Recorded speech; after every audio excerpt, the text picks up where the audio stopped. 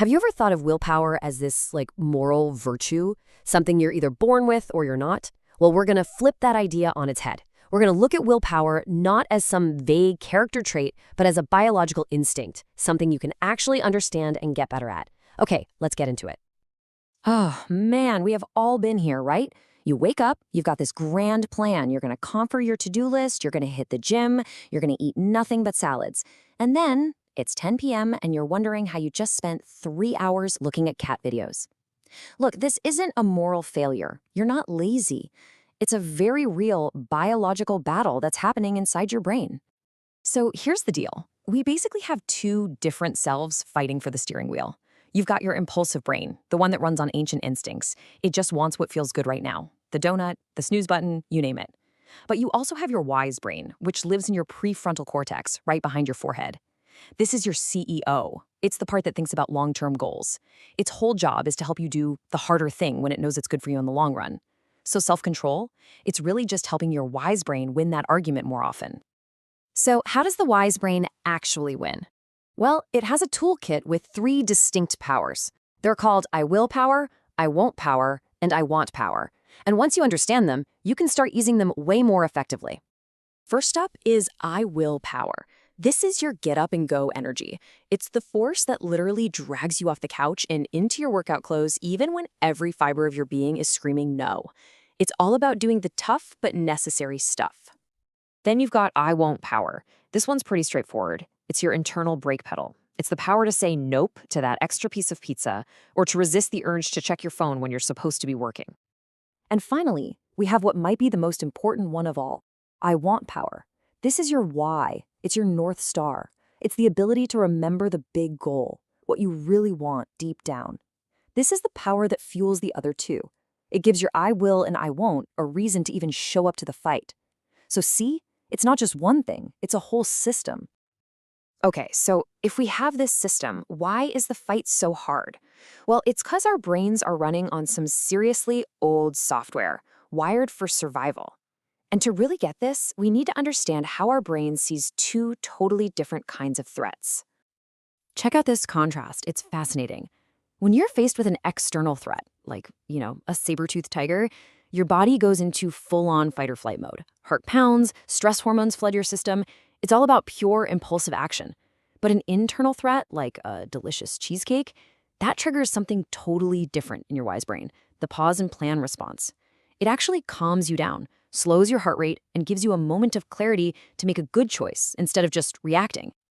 So if we've got this cool pause and plan system hardwired into us, why do we still eat the cheesecake so often? What gives? Well, it turns out our self-control system is pretty easy to hijack. Let's look at the 3 most common traps we all fall into.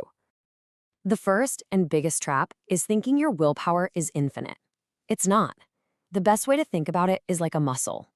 Every time you use it during the day, resisting a temptation, making a tough decision, staying focused, you're tiring it out.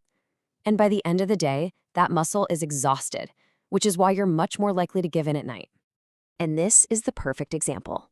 At Stanford, during finals, what they call dead week, students are burning all their willpower fuel on studying. The result? Everything else goes out the window. They eat more junk. They snap at people. They even stop flossing. When you stop flossing, you know that willpower muscle is completely fried. And get this, it doesn't take something as big as finals week to drain you. One study found that asking people to do something as simple as remember a phone number was enough to make them 50% more likely to choose chocolate cake over fruit. That's it. Just a tiny bit of mental distraction is enough to make your brain default to the easiest, most impulsive choice. Okay, for trap number 2, let's try a quick experiment together. I'm going to give you one very, very simple instruction. Ready? For the next 5 seconds, do whatever you want, just under no circumstances should you think about a white bear. Anything else in the universe is fine, just not a white bear, okay? Go.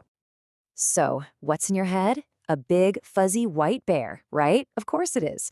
This is called ironic rebound. When you try to actively push a thought away, part of your brain has to keep checking to see if you're thinking it, which of course makes you think it more.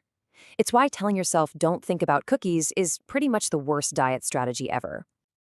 And the third trap is this nasty, vicious cycle. It starts with one small slip-up, like eating one donut when you're on a diet. Then, immediately the guilt kicks in. You start beating yourself up, and that leads to that dangerous thought, well, I already blew it for today, so what the hell? And that's how one donut turns into the whole box. So we're up against a tired muscle, a brain that does the exact opposite of what we tell it, and this crazy guilt spiral. It sounds kind of bleak, I know, but the great news is that science has figured out strategies that actually work. So let's talk about how to help your wise brain finally get the upper hand. Now here's the fundamental mind shift you need to make. Stop trying to just crush your urges with brute force. It doesn't work. The most successful strategies actually work with your brain's natural tendencies instead of fighting against them. It's about being smart, not just strong. So here are 4 powerful tools for your toolkit. First, instead of an I won't rule, like I won't eat junk food, create an I will challenge, like I will eat one healthy meal today. It's positive and action-oriented. Second, the 5-minute rule. If you feel stressed, just a 5-minute walk outside can seriously boost your mood and self-control. Third, when a craving hits, don't fight it. Instead, surf the urge. Just notice the feeling, get curious about it, and watch it pass like a wave. And finally, and this is so important, practice self-forgiveness. It is the #1 antidote to the what the hell effect. You know what? That last point is so critical that it needs its own spotlight. We tend to think self-compassion is a weakness, that it's just letting ourselves off the hook. But the science shows it's actually your secret weapon for building real, lasting self-control. Just think about it. When you beat yourself up, you're creating stress. And what does your brain want when it's stressed? Comfort, usually in the form of the very thing you're trying to avoid.